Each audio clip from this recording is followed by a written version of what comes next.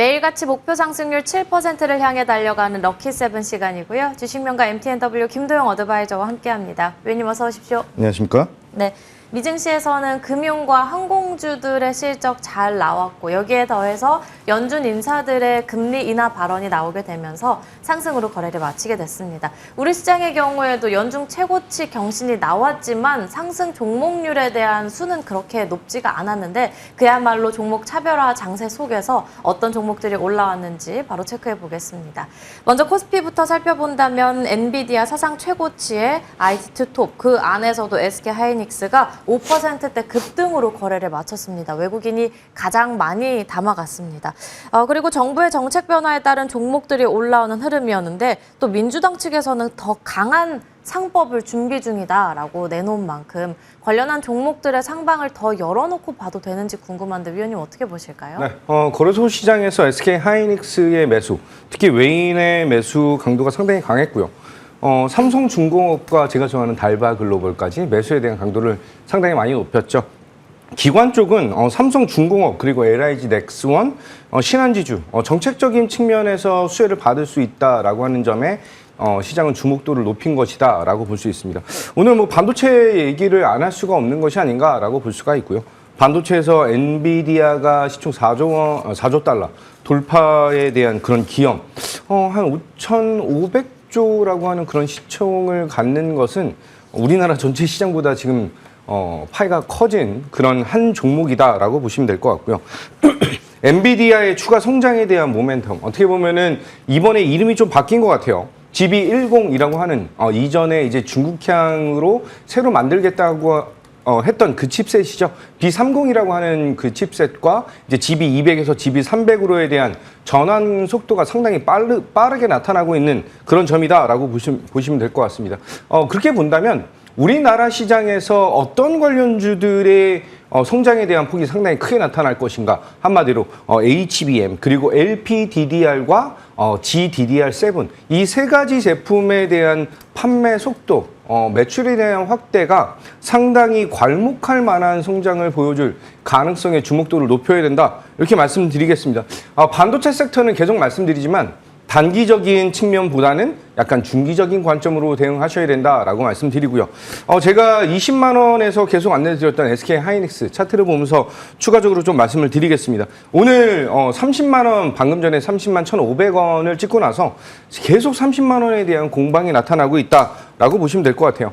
자, HBM 매출 관련해서 현재의 대장, 아니 이후의 대장, 25년 전에 낸드 시장에 대한 개화가 나타났을 때 SK하이닉스가 가장 먼저 개발에 성공하고 양산을 진행했던 것을 삼성전자가 따라온 것은 사실 물량에 대한 그 물량의 삼성이라고 불렸던 그런 흐름이 나타났다라고 한다면 이번에 SK하이닉스는 청주 공장의 증설을 통해서 이 HBM이라고 하는 이 물량을 확보하고 생산량을 증대시키는 그런 전략을 상당히 강하게 어필하고 있다라고 보시면 될 것 같아요.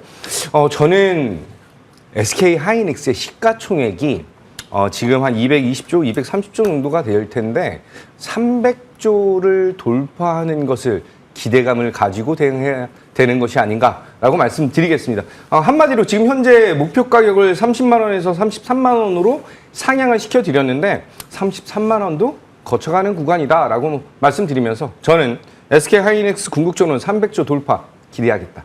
이렇게 말씀드리겠습니다. SK하이닉스에 대해서는 이제 300조 돌파에 대한 기대감 갖고 목표 주가는 33만 원으로 살펴보자 언급해 주셨습니다. 그렇다면 이번엔 코스닥 시장으로 넘어가 본다면 이번 주는 지속해서 알테오젠이 코스피 이전 상장에 대한 기대감에 양봉을 내는 흐름이었습니다. 그래서 관련한 바이오주들도 괜찮았는데 리가캠바이오라든지 ABL바이오, D&D 파마텍까지 보로노이드 이름을 올렸습니다.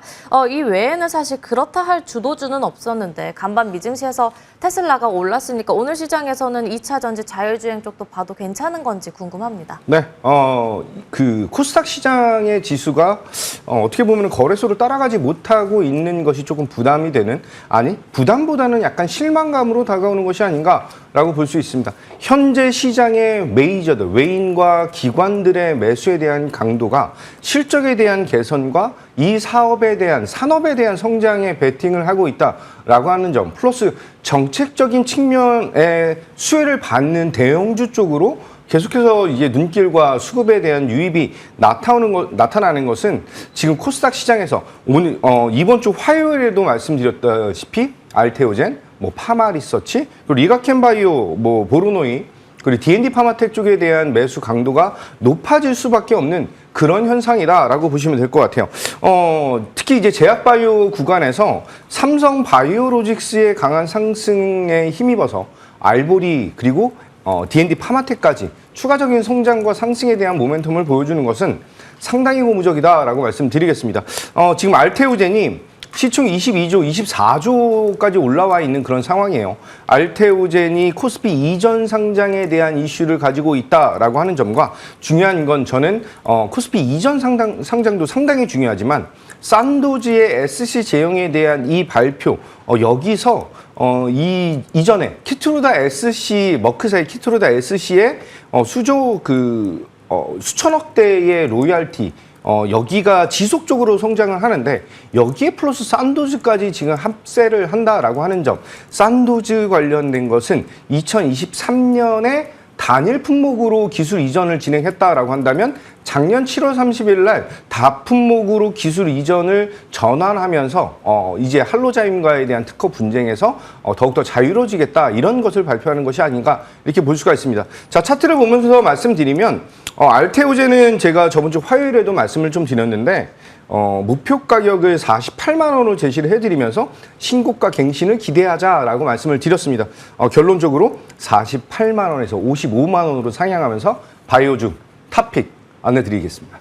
네, 이번에 알테오젠에 대해서는 바이오주 탑픽으로 언급해 주셨고 기존의 목표 주가 48만 원에서 55만 원으로 상향 조정까지 도와주셨습니다. 채팅창에서는 또 황금 주머니님께서 반도형, 뷰티형, 원도형 위원님 너무 감사합니다 라고 글을 적어주셨는데 이 시간에 역시나 위원님께서는 정말 딱 반도형, 원도형, 그리고 뷰티형 이런 별명을 갖게 된 것 같습니다. 두산 에너빌리티 대표적인 종목이라고 볼 수 있겠죠. 두산 에너빌리티의 경우에는 위원님께서 수익 실현까지 정말 정확하게 안내를 해주셨고 상승률은 200%대 넘어섰습니다.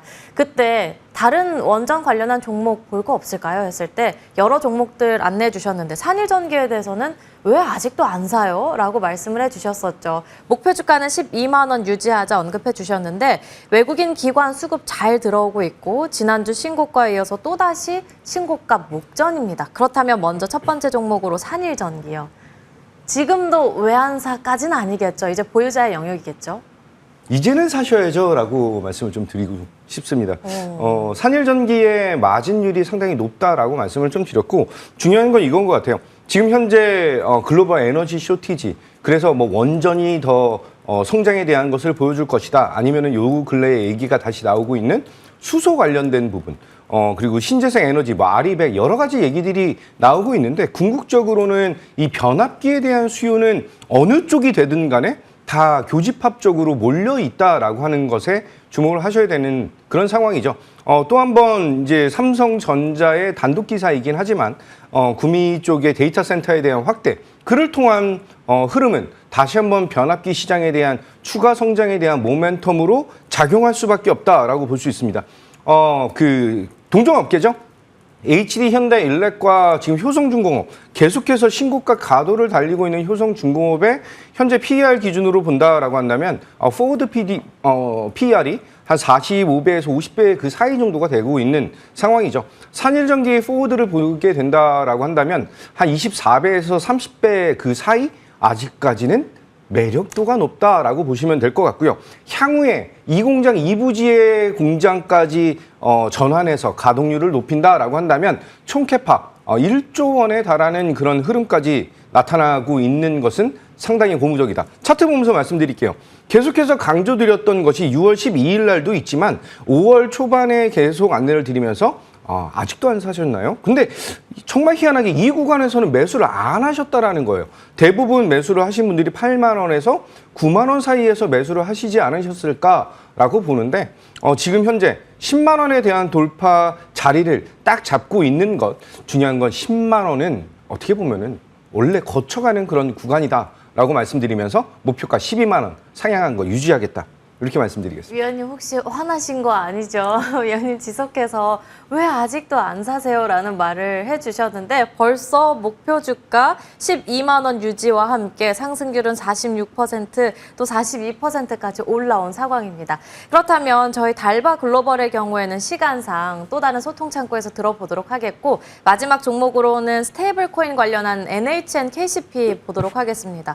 얼마나 자신감이 있으면 위원님이 연 이틀 공략주로 언급을 해주셨는데 역시나 수익률에서 그 부분을 입증을 하고 있습니다. 각각 54%대, 45%대, 7월 7일, 7월 8일에도 연이틀 언급을 해주셨는데 여전히 좋은 관점에서 보실까요?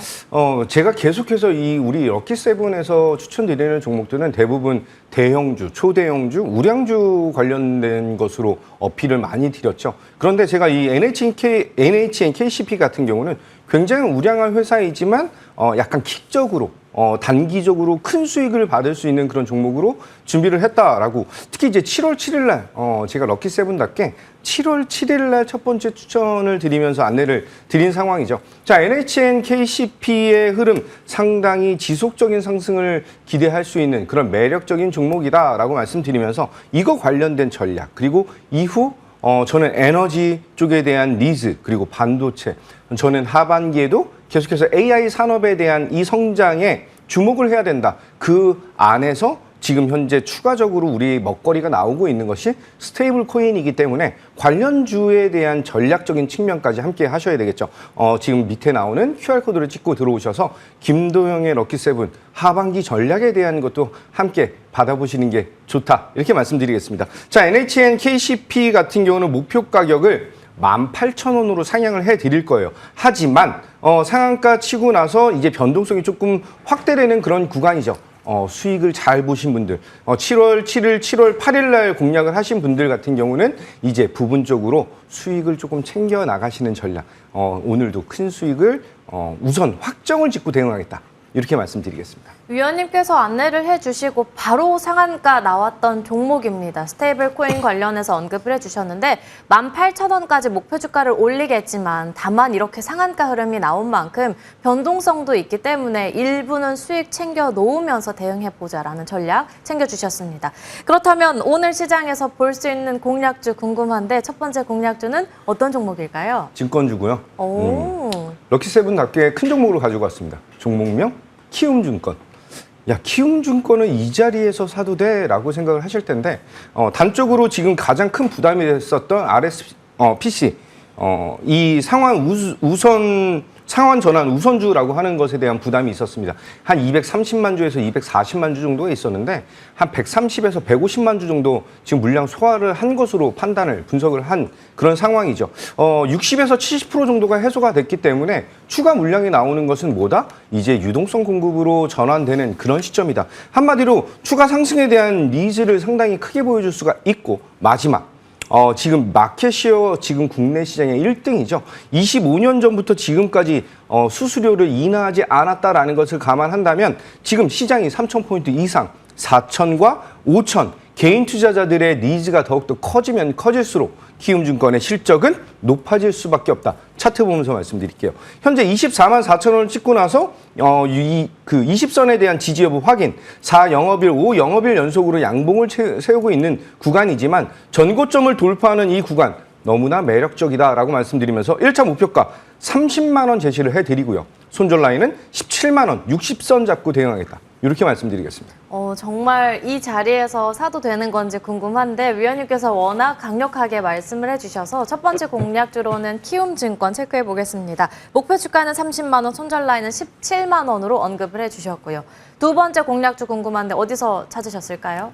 NHN KCP를 놓치셨다라고 한다면 마켓쉐어 1등 KG 이니시스를 잡으셔야 된다. 이렇게 말씀드리겠습니다. 자, KG 이니시스 피지사 기준으로 봤을 때 가맹점 수 그리고 영업이익이 1위인 그런 상황이 기업이다 이렇게 보시면 될 것 같아요. KG 모빌리언스랑 이제 협작을 진행을 하면서 합작법인을 통해서 스테이블 코인 시장에 대한 공략 포인트도 상당히 강하게 나타나고 있죠. 자, 국내 시장의 특성상 스테이블 코인의 진행과 상용화가 진행된다면 피지사랑 연결고리를 지을 수밖에 없다라고 보셔야 될 것 같아요. 최대 수혜주 중 하나임을 감안한다면 차트 무브에서 말씀드릴게요. 현재 구간 12,600원 정도, 13,000원 미만에서는 NHN KCP처럼 아주 매력적인 가격에서 매수를 하는 것이다 라고 말씀드리겠습니다. 1차 목표 가격은 전 고점 언저리인 14,450원을 안내드리고요. 손절 라인은 1,800원 잡으면서 20선에 대한 지지 여부를 확인하겠다. 이렇게 말씀드리겠습니다. 네, 이번에 위원님께서 수익을 정말 많이 내주셨던 NHN KCP를 잡지 못하신 분들을 위한 공략주까지도 언급을 해주셨습니다. 이번엔 KG 이니시스 언급해 주셨고요. 목표 주가는 14,450원, 손절 라인은 1,800원으로 대응해 보겠습니다. 김도영 어드바이저와 함께 이야기 나눠봤습니다. 오늘 말씀 감사합니다. 감사합니다.